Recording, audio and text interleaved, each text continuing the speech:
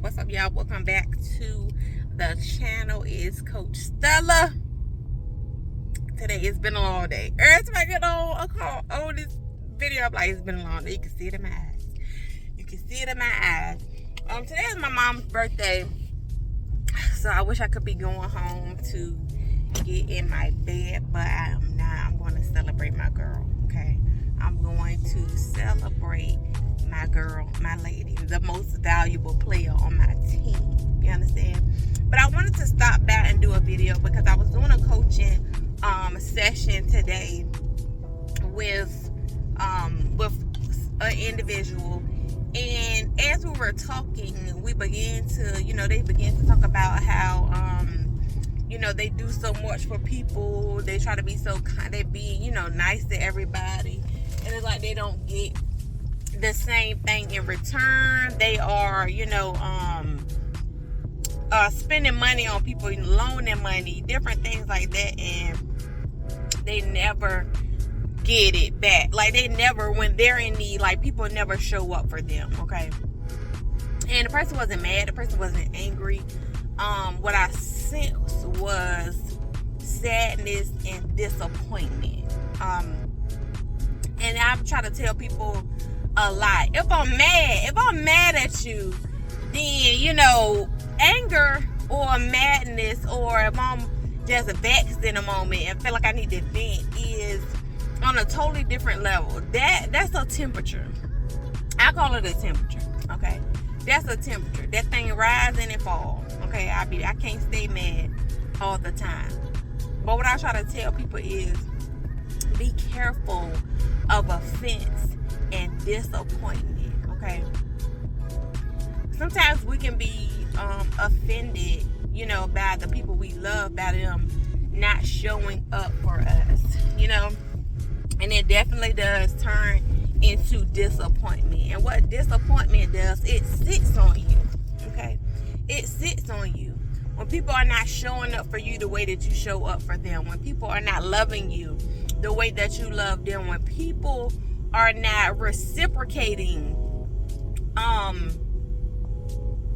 what you dish out to them.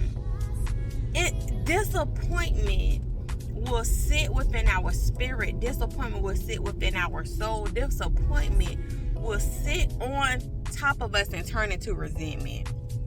Disappointment can turn into depression. Okay, disappointment turns into depression.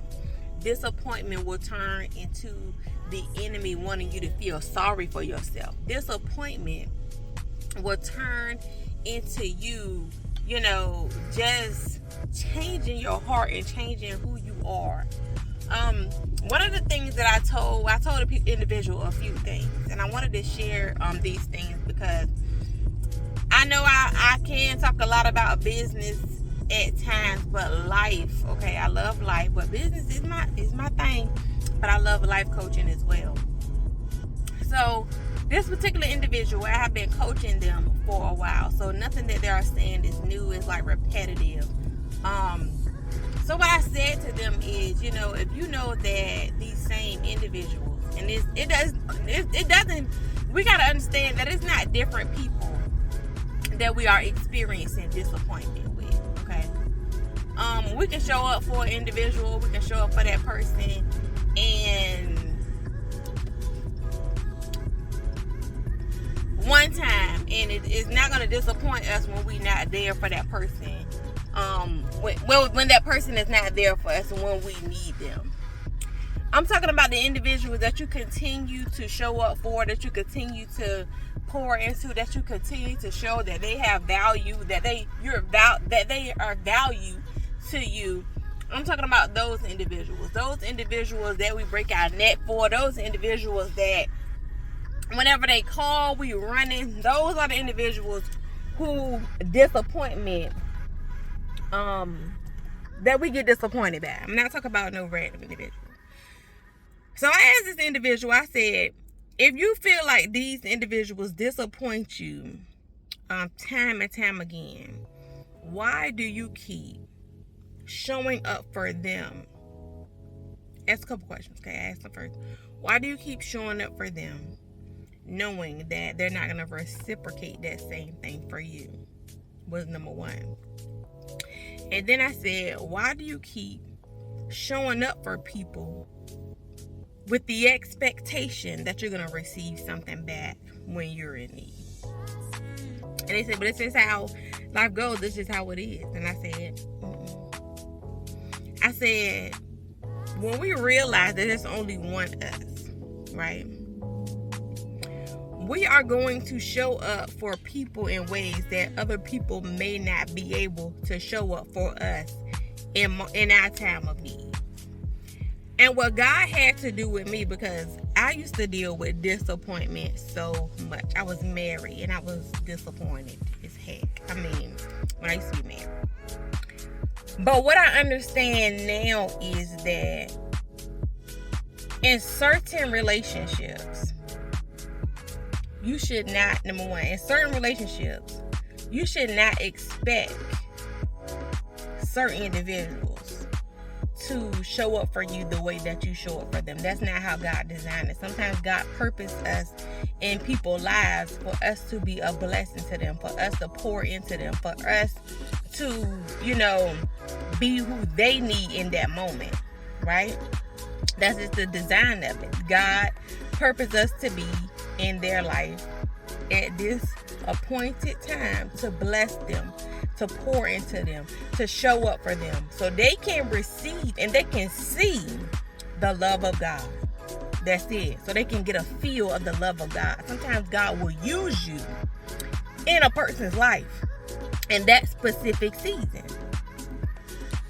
And we should do it with no expectation. Now, it's when we're doing things out of our own flesh, out of our own self, and it's not the will of God. Or we don't know the difference. Right? And then there is, why you keep doing this for people who you know that's not going to show up for you? They didn't show up for you March. They didn't show up for you April. They didn't show up for you May. They didn't show up for you in June. They did not show up for you, in July, August. And here we are in September. And these same people, you done did this, that, and the other for. And when you need them, they ghosting you. They starting an argument. They fussing you out. Some people, we can just cut off. Some people we can't because it's purposeful. There are people in certain seasons that God placed us in their lives to be a beacon of light in that moment. But there are individuals that we assigned our own self to, and God ain't had nothing to do with it. And we keep allowing people to use us and drag us. Why? Why do you keep allowing? First thing you need to do is evaluate the situation. Is this purpose? Is this God? Or is it me and my needs and my emptiness on the inside, feeling like if I do this for this person, they're going to be there for me? If you have motives, because a lot of times we don't understand that even on the inside of us, we might have ulterior motives as to why we continue to pour into somebody, because we are in expectation of something bad. Right? Because she asked me for $10. When I'm going to need it, because I'm going to need 15. Yeah, I'm going to go ahead and get her this $10 because when I need somebody, I need her to show me. Or is it, hey, God bless me with this, I can bless somebody else. Here you go, sis. That $10 is nothing to me because God pours into me. God gives to me. Whatever I dish out, God doubles it and give it back to me. Whatever I dish out, I know that God has placed me in this person's life to bless them, to be a beacon of light, to cover them, to, allow them to be able to see the love of God. I think a lot of us need to evaluate where we are in life in general, to really look at the people we have in our circle, really look at the people we have around us, really look at the dynamics of the individuals, and have I attached my own self to this person, and am I pouring into this person? Do I have ulterior motives? And a lot of times you may not even know that it's an ulterior motive until you actually get in it, and you gotta evaluate yourself. You gotta evaluate your spirit. You gotta evaluate your soul. Like, hey, what's going on? Why did this make me so mad that this person couldn't give me this money? Why did it make so mad? Because I needed a ride and this person didn't show up for me. And I'm always showing up for them. When their car broke down, I was there. Why do I feel like that person owed me?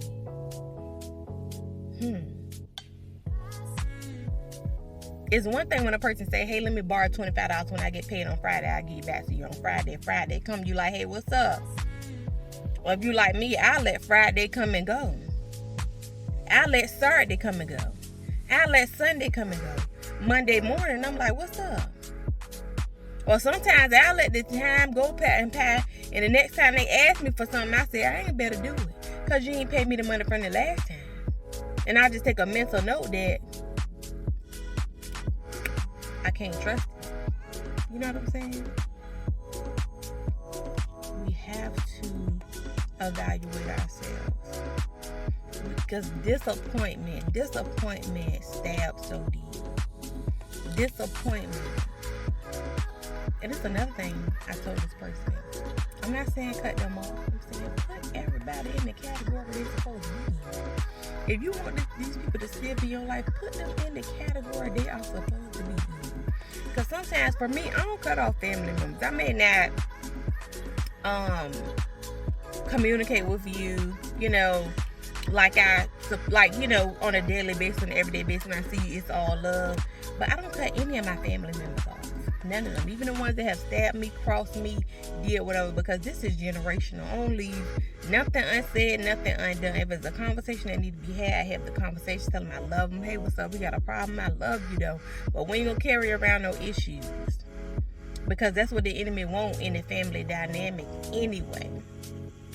But there are people, family members, that you got to put in that box that I love them.